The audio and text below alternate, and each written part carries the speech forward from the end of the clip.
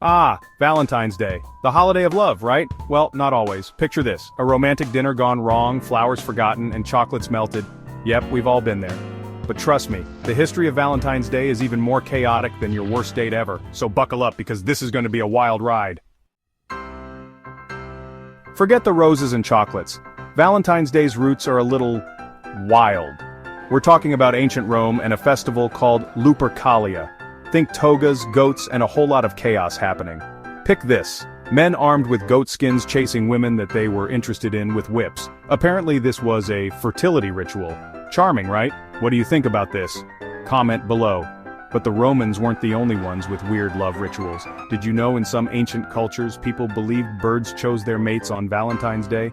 So if you were single, you just had to wait for a pigeon to land down in front of you to find your soulmate, I guess. Talk about pressure. And let's not forget the other ancient love rituals like the matchmaking lottery. Women would write their names on slips of paper and place them in an urn. Then, the men would draw a name and the couple would be paired for the duration of the festival, or sometimes longer. Another Valentine's Day favorite was named courtly love. In the Middle Ages, knights would express their devotion to ladies through poetry, songs, and gifts. Basically, it was like the original slide in your DMs, but more lute playing and less ghosting. Ah, the Victorians. So romantic, so refined, and so passive-aggressive. Enter the vinegar Valentine, the 19th century equivalent of a savage subtweet delivered with a delicate floral design. These weren't sweet nothings, they were salty somethings printed with insults and dripping with disdain. Imagine receiving a card with a lovely picture of a rose, only to open it and find a poem calling you a lazy, worthless lout. Ouch. It's like sending someone a glitter bomb, but with the added bonus of emotional scarring, because nothing says Happy Valentine's Day like a healthy dose of Victorian shade. If you're enjoying this video so far, Conrad would like you to take a moment to subscribe and hit the notification bell. Now let's move on, shall we?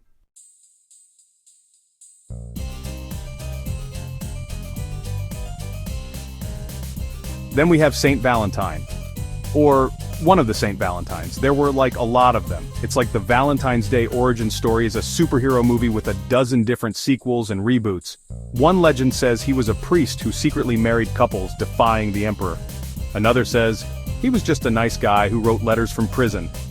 Maybe he was all of them? A superpowered, letter-writing, marriage-officiating saint? That's some serious multitasking. The Middle Ages brought us courtly love. Knights wrote sonnets, damsels swooned, and Valentine's Day became associated with elaborate poems and whispered sweet nothings. But they also had hand fasting. It was basically a trial marriage. If it didn't work out, you just untied the knot and went your separate ways. Talk about a low-pressure commitment. Maybe we should bring that back. Just kidding. Mostly.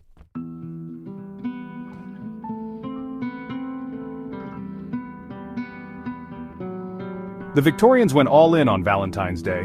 Lace, ribbons, glitter. They basically weaponized romance. But they also had a secret language of flowers called floriography.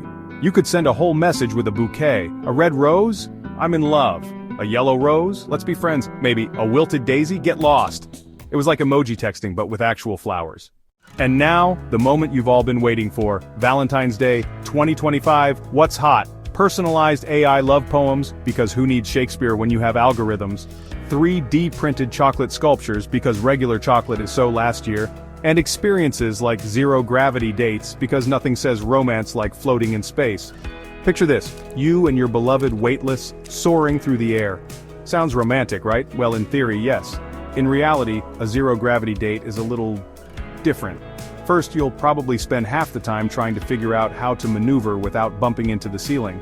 Then, you'll attempt a romantic champagne toast, only to watch the bubbles float away like tiny mocking spheres.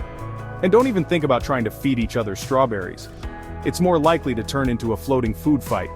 But hey, at least it's memorable. And if things go south, you can always blame the lack of gravity. Honey, I swear I meant to grab your hand, but I just kind of floated into the wall. Smooth.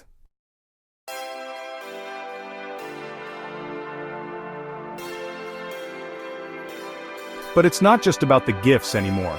In 2025, we're seeing a shift towards acts of service and shared experiences. Couples are volunteering together, taking cooking classes, learning new skills, or simply spending quality time together without distractions, because sometimes the best gift is just being present. Of course, no history of Valentine's Day would be complete without the fails. From the Victorian era's vinegar valentines to modern-day dating app disasters, we've all had our share of romantic mishaps. It's a reminder that love is messy, unpredictable, and often hilarious. And speaking of hilarious, have you ever received a truly bizarre Valentine's Day gift? I'm talking, what were they thinking? Levels of strange. We want to hear your stories. Leave a comment below and tell us about the weirdest Valentine's Day gift you've ever gotten. We'll share some of the best ones in a future video.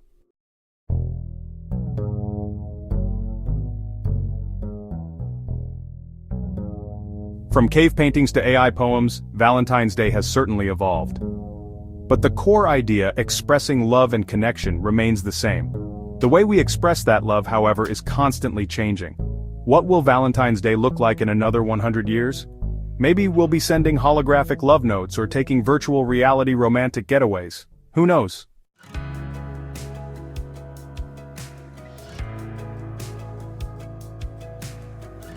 Let's gaze even further into the crystal ball. In 2025, we might see the rise of augmented reality experiences that enhance your romantic encounters. Imagine walking through a park and seeing personalized love messages projected onto the trees. Or maybe bioengineered flowers that change color based on your mood. And let's not forget AI-powered relationship counselors, because even in the future, relationships will still be complicated.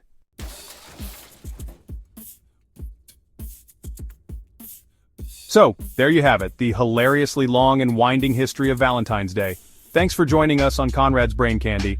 Remember, the best Valentine's Day gift is, well, maybe not a vinegar Valentine or a singing telegram or a zero-gravity date gone wrong. But hey, you do you.